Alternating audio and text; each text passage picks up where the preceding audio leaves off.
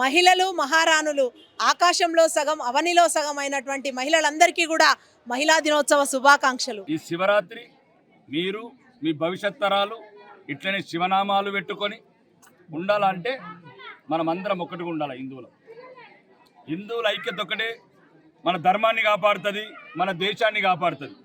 ఈ ఐక్యత పోయిన రోజు, ఈ ధర్మం పోయిన రోజు మిగతా దేశాలల్లో ఎట్లయితే అర్థనాదాలు చేస్తున్నారు హిందువులు, మిగతా పక్కనున్న ముస్లిం దేశాలలో ఆఫ్ఘనిస్తాన్ కావచ్చు, పాకిస్తాన్ కావచ్చు, బంగ్లాదేశ్ కావచ్చు, కాశ్మీర్లో కావచ్చు, కళ్ళకు నీళ్లు పెట్టుకుంటున్నారు, ఇల్లు ఆకిలి అన్నీ వదిలేసేస్తున్నారు. వాళ్ళ తరతరాల ఆస్తులు కోల్పోయి, వాళ్ళ కుటుంబ సభ్యులు కోల్పోయి, అత్యాచారాలు అర్థనాదాలు వినేవాడు లేడు ప్రపంచంలో.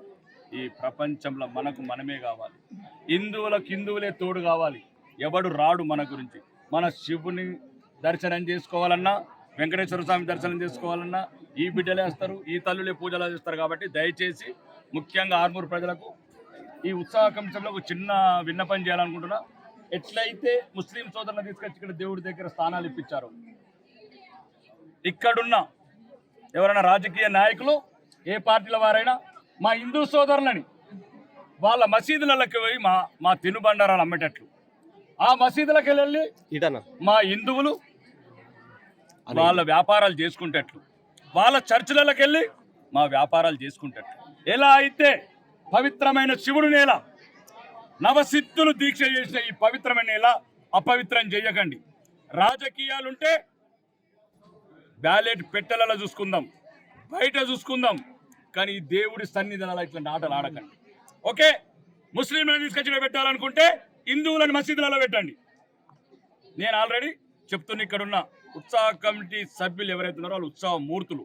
వీళ్ళ వెనుక ఎవడెవడైతే నా కొడుకులు ఉన్నారో, మా ధర్మాన్ని అవమానం చేసిన కొడుకులు ఉన్నారో తేల్చుకుందామంటే తేల్చుకుందాం, కత్తికి కత్తి సమాధానం.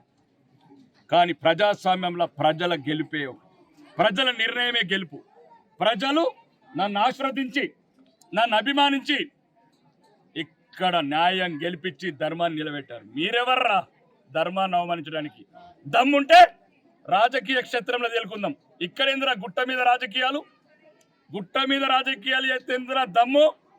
పట్టుకుందామా తల్వార్లు, పట్టుకుందామా కత్తులు, రాయలసీమ చూసుకుందామా ఫ్యాక్టరీ ఆర్మూర్ గడ్డ మీద. కాబట్టి దయచేసి చెప్తున్నా, రాజకీయాలు గుట్ట కింద చేయండి కొడుకులారా. గుట్ట మీద వేసిర్రనుకో మళ్ళా చెప్తున్నా, ఇంతకు ముందు ఒక లెక్క చూపినా ఇప్పుడు కూడా లెక్క చూపిస్తా.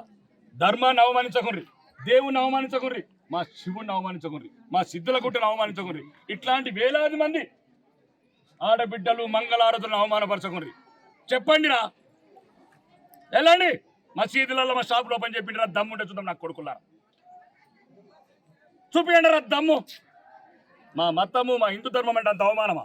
మాకు వేరే మతస్థుల మీద అభ్యంతరం లేదు, వాళ్ళు మా సోదరులు, బతకచ్చు. కానీ వాళ్ళకున్న స్థానాలు ఒక పవిత్రం, వాళ్ళకు స్థలం ఉంటుంది, కొన్ని హద్దులు ఉంటాయి. రేపు తెల్లారి ఇప్పుడు ఈరోజు 12:30కి వాళ్ళకి నమాజ్ చేయాలి, ఎక్కడ చేస్తారా? నమాజ్ చేసే రోజు ఉంటుంది, కడుక్కోవాలా, ఎక్కడ కడుక్కుంటారా? వాళ్ళకు కొన్ని పవిత్రమైన పద్ధతులు ఉంటాయి, వాళ్ళ దేవుని ముఖ్య పద్ధతులు ఉంటాయి. కాబట్టి దయచేసి ఉత్సవ కమిటీని ఏదో ఉత్సవమూర్తిలాగా చేసి మీరు రాజకీయాలు చేయకండి. రాజకీయాలు చేయాలనుకుంటే ఇక్కడున్న అనుముల రేవంత్ రెడ్డి కూడా చెప్తున్నా, ధర్మం నిలబడేది ధర్మం, తెలంగాణలో గెలిచేది ధర్మం. మా హిందువులు మమ్మల్ని అవమానించిన ఏ ఒక్కడు లేడు చరిత్రలో. దయచేసి ఇక్కడ నుంచి ఆర్మూరు సిద్ధుల గుట్ట మీద ఈ రాజకీయాలు వదిలిపెట్టండి. ఒకటే ఒక్కటి, ఇది హిందువుల పవిత్ర క్షేత్రం.